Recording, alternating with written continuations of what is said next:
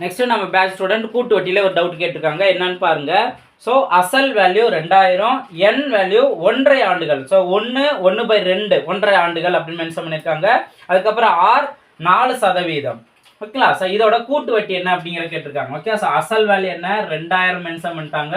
அடுத்து காலம் பார்த்தோம்னா 1/2 இயர் அப்படின்னு மென்ஷன் பண்ணியாச்சு. ரேட் ஆஃப் இன்ட்ரெஸ்ட் பார்த்தோம் அப்படின்னா 4%. இதுல கூட்டு வட்டி என்னன்னு கேட்குறாங்க. இந்த மாதிரி கலப்பு பின்னத்தில் வந்துச்சு அப்படின்னா நான் ஒரு ஷார்ட்கட் நான் சொல்லி கொடுத்துருக்கேன். ஃபர்ஸ்ட் முழு வருஷத்துக்கான வட்டியை கண்டுபிடிச்சிடுறோம். அதுக்கடுத்து இந்த அரை வருஷத்துக்கானது, இப்போ அது ரெண்டையும் நம்ம ஆட் பண்ணோம்னா நம்மளுக்கு தேவையான கூட்டு வட்டி கிடைச்சிரும். ஓகேவா?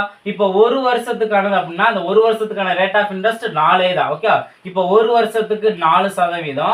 அரை வருஷம் அப்படின்னா இந்த 4%த்துல பாதி யூஸ் பண்ணிக்கலாம், 2%. புரிஞ்சுங்களா? இப்போ நம்ம 4% எதில் கண்டுபிடிக்கணும்? 2000த்துல 4% என்ன? 2000த்துல 4% கேட்டீங்கன்னா 1%. இந்த 2 0 கேன்சல் பண்ணா மீதி இருக்க அந்த 20, இதுதான் 1%. அப்போ இன்ட்டு 4ன்னு போட்டோம்னா 4% கிடைச்சிடும். அப்போ 80 தான் அந்த 4%. ஓகேங்களா? ஸோ அப்போ கூட்டு வட்டி நம்ம கண்டுபிடிக்கணும். இதுக்கு 80 கிடைச்சிருக்கு. இப்போ அதுக்கு அடுத்தது நம்ம இந்த 2% கண்டுபிடிக்கணுமா? இந்த 2% எந்த அமௌண்ட்ல கண்டுபிடிக்கணும் அப்படின்னா, ஆல்ரெடி அசல் அமௌண்ட் இருக்கா 2000. அப்போ ஒரு வருஷத்துக்கான வட்டி கிடைச்சா 80ன்ட்டு அதை ரெண்டையும் கூட்டினா 2080.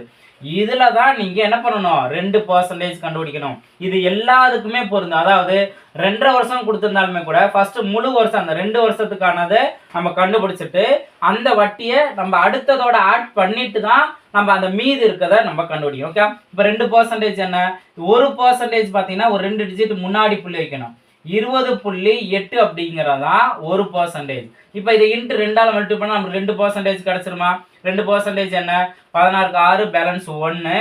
அதுக்கப்புறம் இந்த 1 அப்படியே தான் வரும். 2 4 41.6.